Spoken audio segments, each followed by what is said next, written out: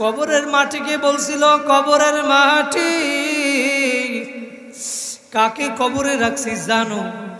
হযরত আলী কাররামাল্লাহুর সহধর্মিনী ফাতেমা। কবর মাটি তুমি বেদবি করিও না। আবু যর গেফারি ডাক দিয়ে বলে, ও মাটি কাকে কবরে রাখছি জানো? হাসান হুসাইন নবীর কলিজার টুকরা, যেই হাসান হুসাইন জান্নাতের যুবকদের সর্দার হবে, তার কলিজার টুকরা মা ফাতেমা। ও মাটি তুমি ফাতার সাথে বেদবি করিও না। ও মাটি কাকে রাখছি জানো? আল্লাহু আকবার, দু জাহানের বাদশাহ আল্লাহর রাসূলের মেয়ে ফাতেমা। ফাতেমাকে কবরে রাখলাম। ও মাটি বেদবি করিও না। আমার মাওলা কবরের মাটির জবান খুলিয়ে দিছে। কবরের মাটি ডাক দিয়ে বলে, আবু যর, আমি কবরের মাটি কোন বংশের মেয়ে, কার মেয়ে, কার স্ত্রী, কার মা, এই পরিচয় চলবে না।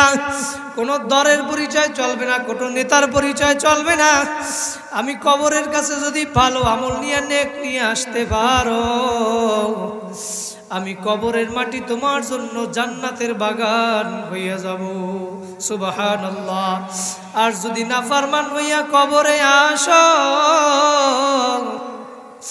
আল্লাহু আকবার, আমি কবরের মাটি দুই পাশ থেকে এমন জোরে চাপ মারব, আল্লাহ রাসূল দেখাই দেয় ডান পাজরের হাড়টি বাম পাজরের ভিতরে ঢুকাইয়া ফেলাবে, বাম পাজরের হাড়টি ডান পাজরের ভিতরে ঢুকাইয়া ফেলাইবে। ৯৯টা সাপে বেচাইবে আর কামড়াইবে। ও যুবক, সহ্য করতে পারবা না। মনকে বুঝাও রে মন, কোন দুনিয়ার পাগল হইলা, কোন দুনিয়ার পাগল হইলা, কিসের জন্য দুনিয়ায় আসলা, কি করতেছো আর কি নিয়ে দুনিয়া থেকে রওনা করলা? দুনিয়া নিয়ে ব্যস্ত হইয়া গেছো, মনকে একটু বুঝাও, কি নিয়ে দুনিয়া থেকে রওনা করলা? আমার মাওলার ঘোষণা, ওয়ালা তামুতুন্না ইল্লা ওয়া আনতুম মুসলিমুন। হে বান্দা বান্দি, মুসলমান না হইয়া কিন্তু কেউ কবরে আসবা না।